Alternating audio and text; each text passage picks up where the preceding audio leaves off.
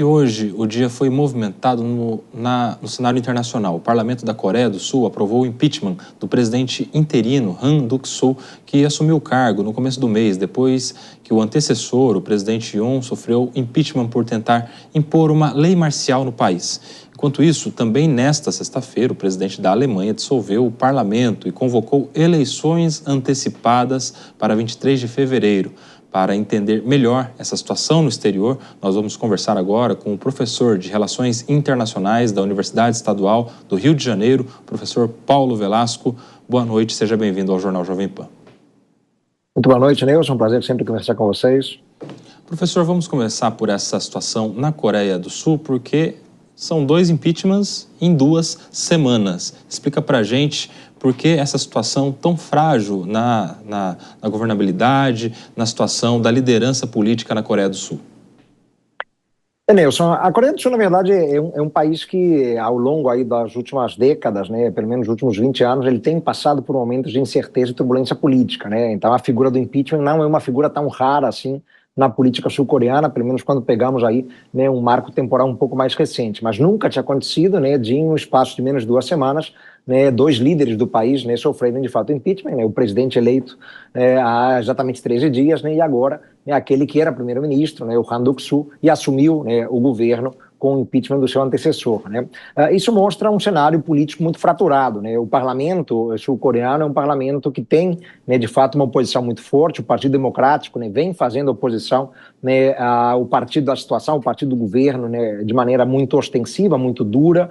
Lembremos que no início de dezembro, né, foi ali, de alguma maneira, que tudo começou, né? O presidente que sofreu impeachment há 13 dias, né, o Yoon, ele adotou a lei marcial, né, pautado no artigo 77 da Constituição sul-coreana, que permite a aplicação em casos emergenciais, excepcionais, casos de guerra, por exemplo, Nelson, né, poderia haver aplicação da lei marcial que suspende um conjunto amplo de garantias, né? Ele aplicou aquela medida controversa, né? Muitos interpretaram como um autogolpe, né? Mas ele, de alguma maneira, justificou dizendo que estava tentando conter um esforço de sabotagem, né, que partia da oposição contra o seu governo, né? A medida acabou sendo derrubada pelo próprio parlamento opositor, né? Depois veio o primeiro-ministro, né, que acabou sofrendo impeachment no dia de hoje por ter se recusado, né, a nomear 3 juízes para o Tribunal Constitucional do país, né, que deveriam julgar o seu antecessor, né? Então isso foi visto como, de alguma maneira, uma medida, né, que contrariava os interesses, né, do parlamento, por isso que ele acabou também sofrendo o impeachment, né? Lembrando, né, que em ambos os casos o impeachment tem que ser confirmado por esse Tribunal Constitucional, né, que ainda não tem o pleno de juízes, né, está atualmente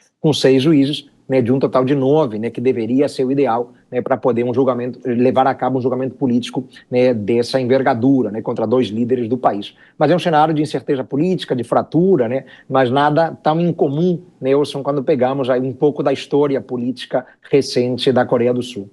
Professor, e os próximos passos? Porque, segundo o presidente empichado, e aí, quem assume, como é que funciona agora para termos um novo presidente na Coreia do Sul?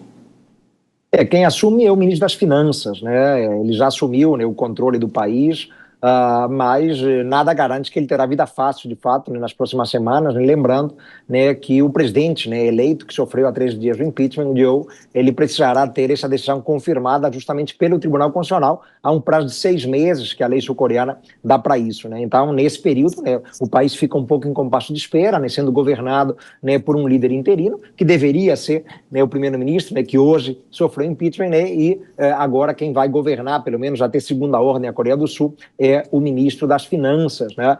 Mas que também não queria, né? Ele próprio tentou, pouco antes da votação no parlamento sul-coreano hoje, ele tentou, né, evitar a votação para evitar que o primeiro-ministro, né, que estava atuando como presidente interino, sofresse esse segundo impeachment, né, no país em 13 dias, né? A alegação do ministro das Finanças, que assume agora o comando do país, né, é que isso pode causar turbulência na economia sul-coreana. Lembrando, claro, né, que a Coreia do Sul é um país de economia muito dinâmica, tem uma grande participação, né, em várias cadeias globais de valor, né? Então, claro, uma turbulência política pode sim, né, ameaçar investimentos, por exemplo, na Coreia do Sul, criar um cenário de incerteza, levar a uma desvalorização da moeda, né? São alguns fatores, né, que assustam um pouco, né, a perspectiva futura sul-coreana, mas em termos políticos, né, teremos que aguardar até 6 meses, né, para ver se o Tribunal Constitucional do país, né, confirma ou não agora essas 2 decisões de impeachment, né, contra o presidente eleito e contra também o primeiro-ministro, que estava atuando como interino até hoje. Professor Paulo, e a situação na Alemanha? Essa dissolução do parlamento, convocação de eleições antecipadas. O que justifica tudo isso que tem acontecido por lá? Pois é, a Alemanha é um caso, eu diria, quase que contrário da Coreia do Sul, né? A Alemanha é um país com uma estabilidade política muito clara, muito grande nas últimas décadas. A gente tivemos aí, né, a chanceler Angela Merkel comandando o país, né, por um longo período de estabilidade, de previsibilidade, né? Mas o que se sabe é que o governo do Olaf Scholz, né, é um governo que se assentava em uma coligação de 3 partidos, né, o que é sempre muito difícil, né, em qualquer país, né, o partido dele, da social-democracia, né, os verdes e os liberais, né, e aconteceu que no final agora, né, do ano, ele decidiu demitir, né, o ministro das Finanças, né, que justamente era ligado ao Partido Liberal, e com isso os liberais se retiraram da coligação de governo, né, fazendo com que ele perdesse a maioria no parlamento, né, e sem maioria, em um regime, né, semipresidencialista ou parlamentarista, né, o parlamento pôde fazer o que se chama de moção de censura, Nelson, e é isso que foi feito, né, então o parlamento fez uma moção de censura, uma moção de desconfiança contra o Olaf Scholz, né, o primeiro-ministro chanceler do país, né, se usa o termo chanceler na Alemanha, né, e sem maioria, claro, ele não tem como governar, né, por isso a decisão do presidente, aí o presidente da Alemanha hoje, né, o Steinmeier, de dissolver o parlamento, né, o parlamento foi dissolvido, né, e a antecipação das eleições, né, que seriam só no final do ano, né, antecipadas para o mês de fevereiro agora, né, no início de 2025. Né?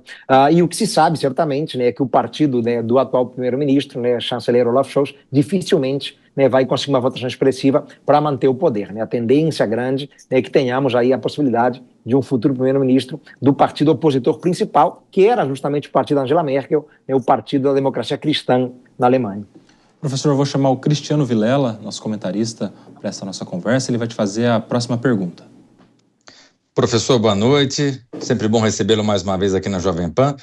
Professor, com relação à Alemanha, a gente tem percebido nos últimos tempos que talvez tenha perdido aquela pujança do ponto de vista econômico, do ponto de vista político até, com essa situação depois de Angela Merkel, que permaneceu por muito tempo no poder. Agora estamos tendo esse sobressalto envolvendo o atual representante da Alemanha. Na sua visão, isso talvez uma queda que veio para ficar e eventualmente está num viés de baixa a Alemanha, ou eventualmente seja um sobressalto, talvez uma incapacidade política da aliança atual, algo que eventualmente pode ser consertado dentro de uma nova correlação de forças?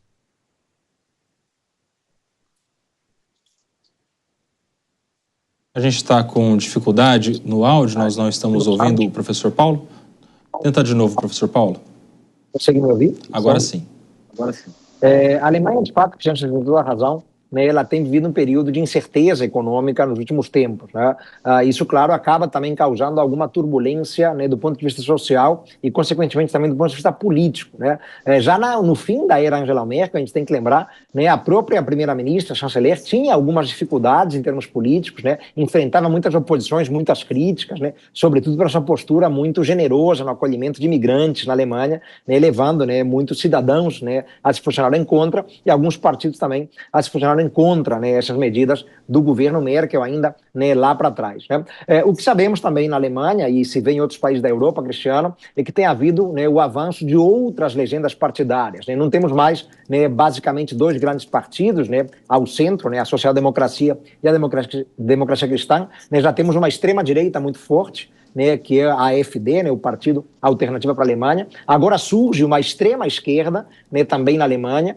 Então isso acaba criando uma pulverização política maior, né, como um desafio grande em termos de governabilidade, né, para qualquer governo. Né? Então, se tivermos, de fato, a partir de meados desse ano, né, um governo da democracia cristã novamente, ele também terá dificuldades de governabilidade, né, terá que formar coligações, possivelmente com os verdes, né, talvez com a própria SPD, social-democracia. Né, é um cenário de incerteza política, né, que também vemos em outros lugares da Europa. Né? Os partidos tradicionais perdendo força e surgindo nos extremos políticos à direita ou à esquerda, outros partidos, o que reflete muito, né, é bom a gente frisar, né, uma crise de representatividade no velho continente. Né? Os cidadãos, né, europeus, não importa se na França, na Alemanha, né, ou pelo continente inteiro, se sentem mal representados, via de regra, pelos líderes tradicionais dos partidos tradicionais, né? E acabam com isso, né, votando e ampliando a presença em parlamentos de partidos, né, com posições mais extremistas, que acabam criando dificuldades, né, para quem está no governo, muitas vezes com crises de governabilidade. Então, uma crise de representatividade, acaba levando a uma crise de governabilidade, né? Então, certamente o futuro da Alemanha não será fácil em termos políticos, de estabilidade, de previsibilidade, né? Algo bem diferente do que vimos, né, como você bem lembrou, no longo período